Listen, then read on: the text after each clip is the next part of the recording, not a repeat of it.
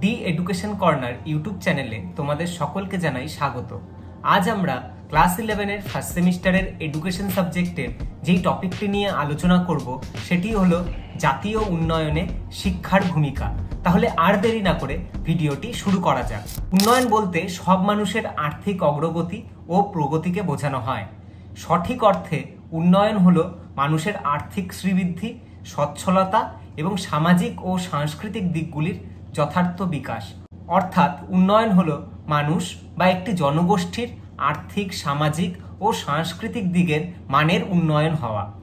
জাতীয় উন্নয়ন বা জাতীয় বিকাশ বলতে বুঝি কৃষি, শিল্প, বাণিজ্য, স্বাস্থ্য, শিক্ষা, অর্থনীতি প্রভৃতি দিক থেকে একটি দেশের বিকাশ হওয়া বা যথার্থ অগ্রগতি হওয়া। কোনো দেশের জাতীয় বিকাশে বা জাতীয় উন্নয়নে শিক্ষার ভূমিকা সবথেকে গুরুত্বপূর্ণ। জাতীয় উন্নয়নে শিক্ষা ব্যবস্থা বা শিক্ষা কিভাবে তাদের গুরুত্বপূর্ণ ভূমিকা পালন করে তা আমরা এক এক করে আলোচনা করব। সবার শুরুতে আমরা যে বিষয়টি নিয়ে আলোচনা করব সেটি হলো জাতীয় শিক্ষানীতি অনুসরণ। জাতীয় উন্নয়নকে ত্বরান্বিত করতে হলে সমগ্র দেশে একটি জাতীয় শিক্ষানীতি অনুসরণের প্রয়োজন। সকল নাগরিককে একই জাতীয় শিক্ষানীতির আয়ত্তে আসার মাধ্যমে বৈষম্য দূর হবে এবং শিক্ষায় সমতা আসবে। অর্থাৎ আমাদের দেশে একটি জাতীয় শিক্ষানীতিকে অনুসরণ করতে হবে এবং সমগ্র দেশে একটি নির্দিষ্ট নীতির দ্বারাই শিক্ষা ব্যবস্থা পরিচালিত হবে। এর দ্বারা যেমন একদিকে বৈষম্য দূরীকরণ হবে শিক্ষাক্ষেত্রে, তেমনি শিক্ষায় সমতা নিয়ে আসা সম্ভব হবে। এরপর আমরা যেই বিষয়টি আলোচনা করব সেটি হলো উপযুক্ত পাঠ্যক্রম। একটি শিক্ষা ব্যবস্থার সার্থকতা নির্ভর করে উপযুক্ত পাঠ্যক্রমের ওপর। কারণ একটা শিক্ষা ব্যবস্থা কতটা সার্থক হলো তা কতটা উপযুক্ত পাঠ্যক্রম তার উপর নির্ভর করবে। তাই আমাদের শিক্ষা ব্যবস্থার ক্ষেত্রে উপযুক্ত পাঠ্যক্রম একান্তই আবশ্যিক। শিক্ষার্থীদের চাহিদা, সমাজের প্রয়োজনের সাথে সঙ্গতি রেখে উপযুক্ত পাঠ্যক্রম প্রণয়ন করতে হবে।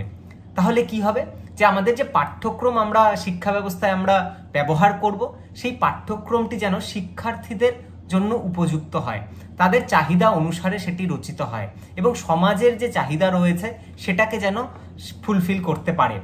এবং সেই পাঠ্যক্রমে সেই সমস্ত বিষয়গুলোকে আমাদের অ্যাড করতে হবে যা শিক্ষার্থীদের যথার্থ উন্নয়নের ক্ষেত্রে সহায়ক হবে এবং শিক্ষার্থীদের একজন সুনাগরিক হিসেবে গড়ে তোলার ক্ষেত্রে সহায়ক হবে। এরপর আমরা যেই টপিকটি আলোচনা করব সেটি হলো জাতীয় ঐক্য ও সংহতি। শিক্ষার মাধ্যমে জাতীয় ঐক্য বা সংহতির যে ভাবধারা রয়েছে বা চেতনা রয়েছে তা শিক্ষার্থীদের মধ্যে পৌঁছে দিতে হবে। কারণ আমাদের দেশের সার্বিক উন্নয়নের জন্য জাতীয় ঐক্য বা সংহতির ভাবধারা শিক্ষার্থীদের মধ্যে পৌঁছে দেওয়া একান্তই আবশ্যিক।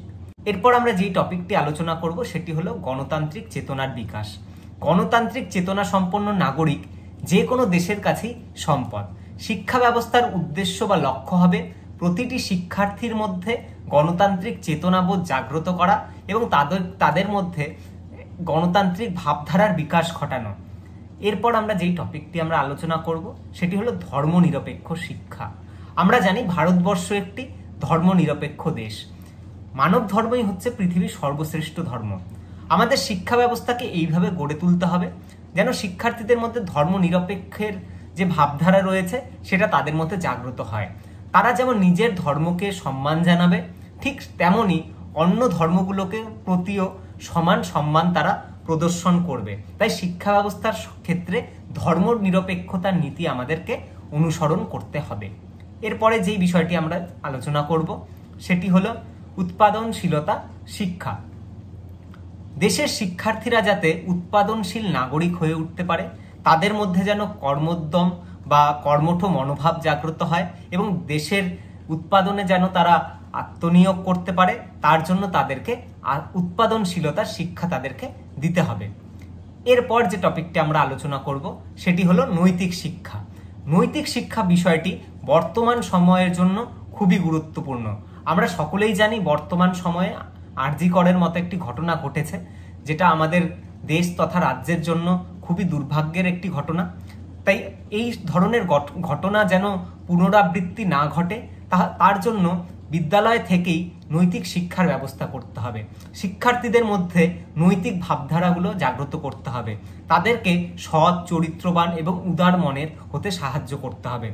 তার জন্য শিক্ষা ব্যবস্থার আমূল পরিবর্তন দরকার এবং শিক্ষা ব্যবস্থায় নৈতিক শিক্ষাকে অনেক অনেক বেশি গুরুত্ব দেওয়া প্রয়োজন।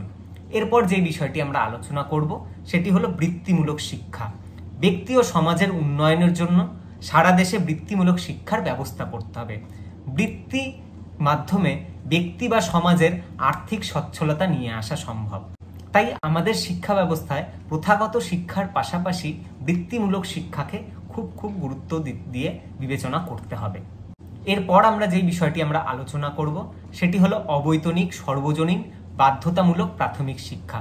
জাতীয় উন্নয়নের জন্য সারা দেশব্যাপী অবৈতনিক সর্বজনীন বাধ্যতামূলক প্রাথমিক শিক্ষার ব্যবস্থা করতে হবে। প্রাথমিক শিক্ষা সর্বস্তরের মানুষের মধ্যে পৌঁছে দিতে হবে। একজন শিশুও যেন শিক্ষার আলো থেকে বঞ্চিত না হয়।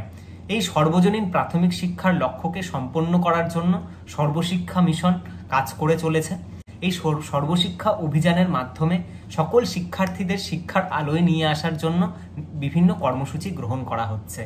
একজন শিক্ষার্থীও যেন শিক্ষার আলো থেকে বঞ্চিত না হয়। কোনো শিক্ষার্থী যদি শিক্ষার আলো থেকে বঞ্চিত হয় তাহলে কিন্তু সেটা আমাদের দেশের জাতীয় উন্নয়নের জন্য বা জাতীয় বিকাশের জন্য একটি অন্যতম বাধা হয়ে দাঁড়াবে। এরপর যে বিষয়টি আমরা আলোচনা করব সেটি হলো মানব সম্পদের সঠিক ব্যবহার। জাতীয় উন্নয়নের জন্য মানব সম্পদের সঠিক ব্যবহার একান্ত আবশ্যিক।